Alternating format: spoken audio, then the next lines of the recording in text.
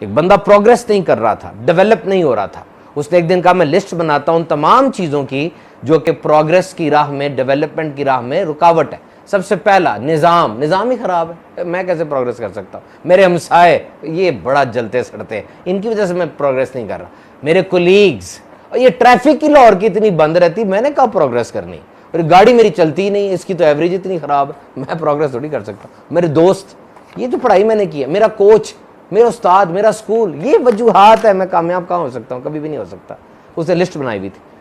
एक दिन उसका दोस्त आया, आकर कहता यार तू वहीं खड़ा जहाँ तू छोड़ के गए थे, क्या बात है, क्या वजह, वहीं खड़ा है, नाकाम क्यों है। वो तो खुश हो गया, मेरे पास तो लिस्ट पड़ी हुई है पूरी, ये देख, ये मेरी नाकामी की वजूहात है। उसने पकड़ी, एक एक करके देखी, आराम से पढ़ी और कहा ठीक है, ये वजूहात तेरी नाकामी की है। एक अहम तरीन वजह तूने लिखी नहीं है। कहा क्या? कहा तेरा अपना आप, योर ओन सेल्फ, तेरा अपना आप किधर है इसमें।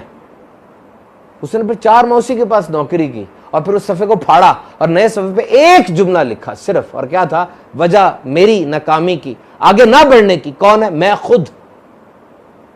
Remember, it is not what happens to you, it is what you do. क्योंकि जो हो रहा है वो तो सबके साथ हो रहा है।